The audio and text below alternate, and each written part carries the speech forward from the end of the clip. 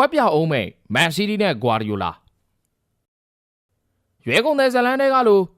ပေငါရွှေခွက်ကြီးပြန်ပေးဆိုပြီးတော့ဂွာဒီယိုလာတယောက်စောက်တရားမရဖြစ်လို့နေပါပြီဂွာဒီယိုလာအတွက်တော့ရွှေခွက်တဲ့ပို့ပြီးတော့ဒန်ပိုးကြီးမဲ့ပရီးမီးယားလိဖလားကြီးပေါ့လေမန်စီးနဲ့ဂွာဒီယိုလာရဲ့အဖြစ်ကမနစ်ကလိုပဲခွက်ပြောက်ကိန်းဆိုင်လို့နေပါတယ်ပရီးမီးယားလိမှာ3ပွဲဆက်သေးကြပြီးတော့ဦးဆောင်သူအာဆနယ်နဲ့ဝေးသရက်ပို့ပြီးတော့ဝေးလာခဲ့တယ်ဒီပုံစံတိုင်းဆိုရင်ချန်ပီယံလိမှာလည်းအခြေအနေကောင်းမှာမဟုတ်တော့ပါဘူးတကယ်ဆိုရင်ဂွာဒီယိုလာကလက်ရှိရာသီကိုအတော်လေးကိုအားခဲထားခဲ့တာပါချန်ပီယံဆုတွေပြန်သိမ်းပိုက်ယူပြမယ်ဆိုပြီးတော့စိတ်ထဲမှာတေးထားခဲ့တာပါကစားမသစ်တွေလည်းအားဖေးလို့ထားခဲ့ပါလေဒါမဲ့ဒန်ယာနာဆိုးကဂွာဒီယိုလာရဲ့စိတ်ကူးရင်အိမ်မက်ကဘာကိုဖျက်ဆီးပစ်လိုက်တယ်မန်စီကဟာလန်မှာဂိုးမသွင်းရင်ဘယ်သူမှဂိုးမသွင်းတတ်တယ်လို့ဖြစ်နေခဲ့ပါပြီခံစစ်ကလည်းလာထားတကူပဲဒါတော့မှဂွာဒီယိုလာကသူ့ခံစစ်ကိုနှစ်စဉ်နှစ်တိုင်းကစားသမားတွေခေါ်ပြီးတော့အားဖြည့်ထားခဲ့တာပါ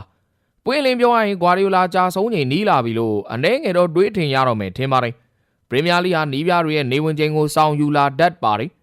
မော်ရီညိုလည်းပရီးမီးယားလိကိုပြောင်းလာပြီးတော့မှဇာတာကျသွားလိုက်တာခုဆိုရင်တူရကီလိမှာသွားပြီးတော့ဇက်မြုပ်နေရပါပြီဂျာတင်ကလော့ဆိုလည်းဒီလိုပဲ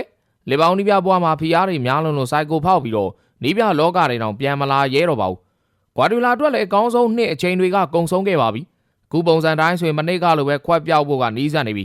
မနစ်ကလည်းရလဒ်တွေမကောင်းလို့ဂွာဒီယိုလာကသူ့မျက်နှာကိုလက်သေးနဲ့ဆွဲကုတ်ခဲ့ဘူးတယ်အခုလဲခွက်ပြောက်အောင်မယ်ဆိုရင်ရွှေမန်းတင်မောင်ရွဲကုန်တဲ့ဇလန်တွေကလို့ပေးမပေးငါဖလားပြန်ပေးဆိုပြီးတော့ဂွာဒီယိုလာတယောက်ငိုကြွေးအော်ဟစ်နေမယ်ထင်ပါတယ်